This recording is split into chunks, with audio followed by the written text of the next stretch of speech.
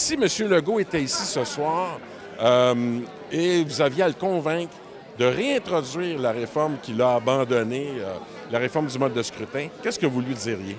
Bien, d'abord, je lui dirais que M. Legault de faire attention parce que le dernier résultat de la campagne électorale n'est pas nécessairement le même que celui qu'il va obtenir aux prochaines élections. Puis la situation qu'on a vécue en octobre 2022, ça risque d'être lui qui va la connaître lors de la prochaine campagne électorale. Je pense que ça, c'est important de lui rappeler. La deuxième chose que je lui dirais, c'est que moi, je prends pas l'autobus, je suis pas un intellectuel. Fait que, puis pourtant, je suis en faveur d'une réforme du mode de scrutin. Fait que je veux juste dire que c'est pas juste, il y a peut-être pas de monde qui se bat dans les autobus, puis c'est juste un débat d'intellectuels, mais en fait, ça ne l'est pas du tout.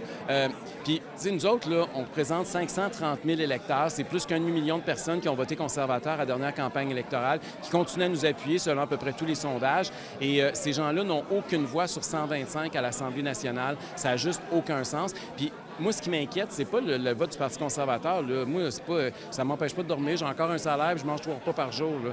Mais ce qui est grave, c'est qu'il y a beaucoup de gens qui ont voté pour nous, qui ont perdu confiance dans le système, puis que la prochaine campagne, ils risquent de même pas aller voter. Et la démocratie, là, ça se mesure par le taux de participation aux élections. Ça se mesure pas par le nombre de députés de la CAQ. Et ça, je pense que ça va être important de le rappeler.